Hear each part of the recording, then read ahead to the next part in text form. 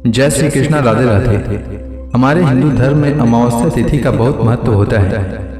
इस दिन भगवान विष्णु, भगवान शिव और शनि देव की पूजा की जाती है। चैत्र माह के कृष्ण पक्ष में आने वाली अमावस्या को चैत्र अमावस्या कहते हैं। यह अमावस्या सुख, संपत्ति और सौभाग्य की प्राप्ति के लिए विशेष फलदायी है। जीवन में सुख और शांति के लिए चैत्र अमावस्या का व्रत रखा जाता है। इसके साथ ही इस दिन पितरों की आत्मा की शांति के लिए तर्पण व श्राद्ध कर्म किया जाता है। आज चैत्र मास की अमावस्या है। आइए सुनते हैं चैत्र अमावस्या व्रत की कथा। प्राचीन काल की बात है। एक गरीब ब्राह्मण परिवार था। उस परिवार में पति, पत्नी एवं उसकी एक पुत्री भी थी। उनकी पुत्री समय के गुजरने के साथ साथ धीरे धीरे बड़ी होने लगी। उस पुत्री में बढ़ती उम्र के साथ सभी स्त्रियोचित सगुणों का विकास हो रहा था। वह कन्या सुंदर, संस्कारवान एवं गुणवान थी, परंतु गरीब होने के कारण उसका विवाह नहीं हो पा रहा था। एक दिन उस ब्राह्मण के घर एक साधु महाराज पधारे।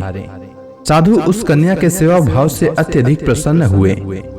कन्या को लंबी आयु का आशीर्वाद देते हुए साधु ने कहा कि इस कन्या के हाथ में विवाह योग्य रेखा नहीं है। तब ब्राह्मण दंपति ने साधु से इसका उपाय पूछते हुए कहा कि महाराज, ऐसा क्या उपाय करें जिससे कन्या के हाथ में विवाह योग बन जाए। तब साधु महाराज ने कुछ देर विचार करने के बाद अपनी अंतर्दृष्टि में ध्यान करके बताया कि कुछ ही दूरी पर एक गांव में सोना नाम की एक धोबिन महिला अपने बेटे और बहू के साथ रहती है, जो बहुत ही आचार विचार एवं संस्कार संपन्न तथा पति परायण है।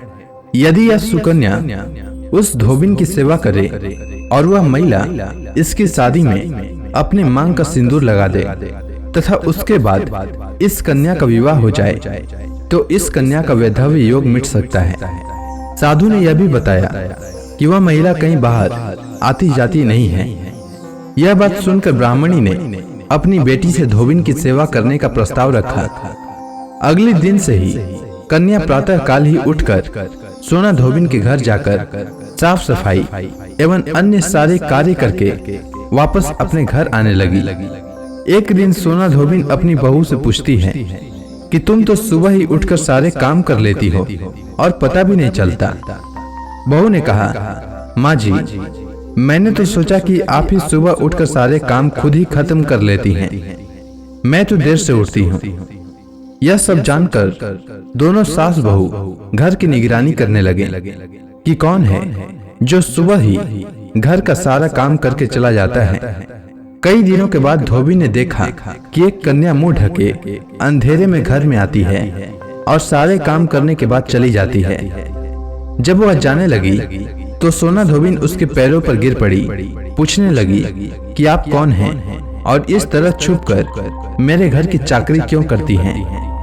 तब कन्या ने साधु द्वारा कही गई सारी बात बताई। सोना धोबिन पति परायण थी, अतः उसमें तेज था। वह तैयार हो गई। सोना धोबिन के पति थोड़ा अस्वस्थ थे। उसने अपनी बहू से अपने लौट आने तक घर पर ही रहने को कहा। सोना धोबिन जैसे ही अपने मांग का सिंदूर उस कन्या की मांग में लगाया, सोना धोबिन का पति मर गया। उसे इस बात का पता चल गया। वह घर से नीरा जल ही निकली थी।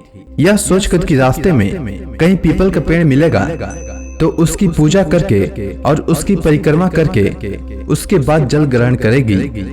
उस दिन अमावस्या थी।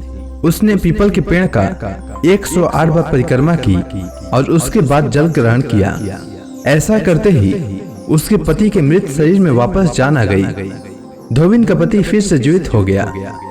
इसीलिए जो भी अमावस्या का व्रत करता है और पीपल के पेड़ की 108 बार परिक्रमा करता है, उसके सभी प्रकार की विपत्तियां टल जाती है। उम्मीद है आपको अमावस्या की कथा अच्छी लगी होगी। धन्यवाद।